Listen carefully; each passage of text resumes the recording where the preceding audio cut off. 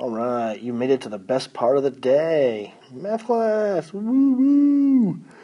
Okay, sorry, I have to entertain myself somehow. This is so boring sometimes making these videos, sitting in my room by myself. So, anyway, today we're going to talk about systems of 3 equations and 3 variables. I'm sure your favorite thing from Algebra 2 last year. So, first off, what the heck is it? Well, it's again, we have a third dimension. You guys have heard of 3D movies before. Well, that third dimension is called the z-axis, and it comes essentially towards you, front and back. Now we can have 3 variables and 3 equations. We can find the place where those 3 things cross. Now it's weird because an equation with 3 variables is not a line or a curve, it's a plane, like a sheet of paper. So we're looking for the place. If we took 3 sheets of paper and somehow we're able to crisscross them together, where would they cross? And again, it's not a very pretty picture. That's why I'm not drawing it. All right, so here are the steps. Step 1, we need to find one variable that would easily cancel from 2 separate pairs of equations. So what the heck does that mean? Well, it means I'm going to number these equation 1, equation 2, and equation 3.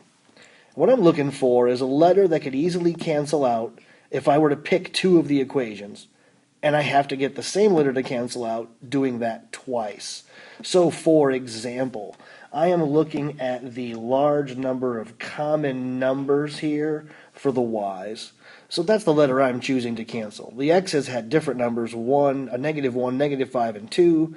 The z's had different numbers, 1, -5, and -3. The one that looks like it's easiest to cancel will be the y's. So that's my choice. I want the y's to cancel. All right, and I need to do it with 2 separate pairs.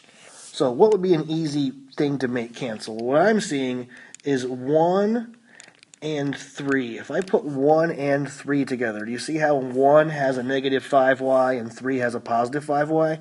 Those are opposites. They'll cancel right away.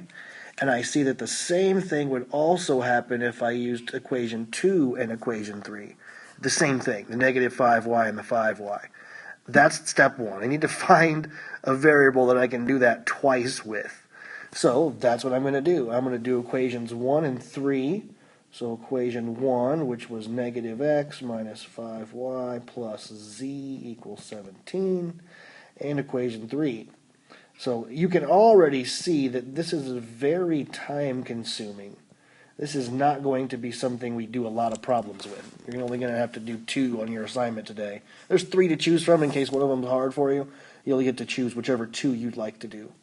All right, so I also need to do that with equations 2 and 3. So equation 2, which was -5x minus 5y minus 5z equals 5. That's annoying. And equation 3, 2x plus 5y minus 3z equals -10. All right, so the whole idea was to make these y's cancel, so let's put them together and make these y's cancel. So if I do that, I get x, and then the y's cancel, and then minus 2z, and then equals 7.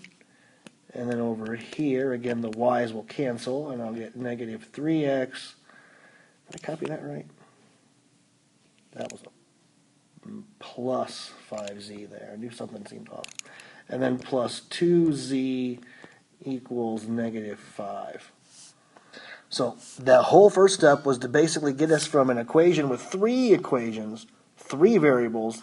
Now we're down to 2 equations, this one here and this one here. And they only have 2 variables, only x's and z's. The y is gone. All right, so step 2. Solve this new system with 2 variables. So my new system of equations is now x minus 2z equals 7 and -3x plus 2z equals -5. And you can see that right here the z's are already set up to cancel for me. So I'm going to do that. I'm going to add these together and I'll get -2x. The z's cancel, equals 2. So x equals -1.